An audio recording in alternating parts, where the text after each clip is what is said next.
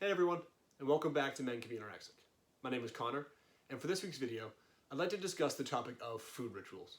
But before I say more, I want to provide a quick trigger warning for anyone who is currently going through or recovering from anorexia, just because I'll probably say some stuff that could be a bit upsetting or triggering, and the last thing I want to do with any of this content is put anyone in a bad spot, personally. My anorexia reached what I think was its worst point during the summer after my sophomore year of college, when I was back at home living with my parents for the break between sophomore and junior year. And during this time, I was completely obsessed with eating the same exact foods in the same exact portions at the same exact times of day every single day. And even though I've forgotten or repressed a lot of the specifics of this obviously very dark time in my life, I still vividly remember the foods that I was eating for each meal as part of this ritual. For breakfast, I would eat a single packet of plain oatmeal with, on the side, a very small cup of raw almonds. And then for lunch, I would eat a bowl of basically lettuce, brown rice, and chickpeas. Dinner was thankfully a bit more varied. I say thankfully now in retrospect. Like I said, I was at my parents' house for the summer, so I wasn't always cooking dinner for myself. But when I was, I remember my go-to being plain tempeh and some kind of roasted veggie. And then for dessert, I would eat 6 Triscuit crackers. Because yes, the serving suggestion for Triscuits is just 6 crackers. I'm not going to say more about serving sizes in this video, but trust me when I say it's something I feel very strongly about, and I will definitely be saying more about serving sizes and nutrition labels in general very soon down the road. There were occasional exceptions, of course, and it's worth noting that a big chunk of my initial struggle with anorexia took place when I was at school, living on campus in an apartment with a couple of my friends. And during this time when the semester was in session and I was living on campus, pretty much all my meals were coming from the dining hall, which means that I didn't have the same direct control over my cooking and eating in the same way that I did when I was living at home and doing pretty much all my meal prep myself. But despite this lack of direct control on campus, I was still engaging in a food ritual in the sense that I was vegan, and that's yet another topic that I hope to tackle in a future video, because even though the foods being cooked every day by the chefs at UMass were different, that framework of veganism allowed me to still restrict in a specific way. But that's sort of a side note. What I really want to focus on is this period of time where I was cooking for myself and eating the same foods in the same portions at the same times of day, every single day.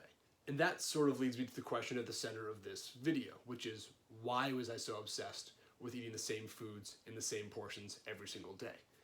And I think what's important to understand is that from my very sick perspective at the time, straying from my very carefully crafted, low-calorie food ritual would result in basically uncontrollable weight gain. In my mind, one false step and I would be spiraling into this inescapable pit of sugars and fats and calories, and I would be doomed, essentially, to become the overweight person that I so desperately did not want to become. One false step, and that would be my fate. And as I say that, it sounds incredibly dramatic, and to someone who hasn't personally gone through anorexia, it probably sounds like outrageous, almost made up. But trust me when I say that that's how I was thinking at the time.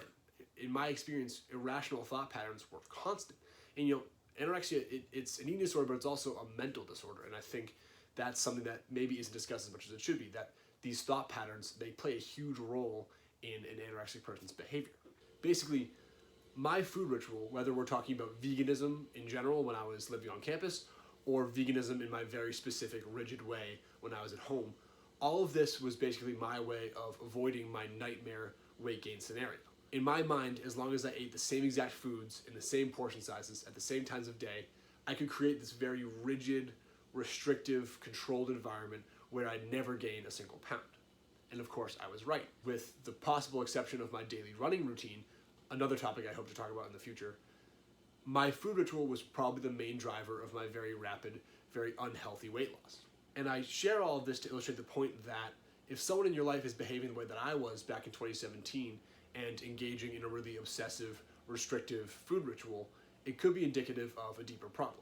But I will say that there is an important distinction between a food ritual and what I'll call a food routine, meaning if most of your waking hours are dedicated to working, studying, commuting, and/or parenting, I think it makes total sense to get in the habit of cooking 3, 4, 5 go-to meals, sort of getting in the habit of cooking the same things, simply because it saves time and it saves mental energy. I think that's totally normal. I think things go from normal to problematic when the notion of straying from your routine or habit just once causes you legit anxiety. When I was at my worst and obsessed with eating lettuce, brown rice, and chickpeas for lunch, I would get a pit in my stomach whenever a friend invited me to get takeout from some restaurant. And that doesn't mean that I never strayed from my ritual. It doesn't mean that I never got takeout with my friends.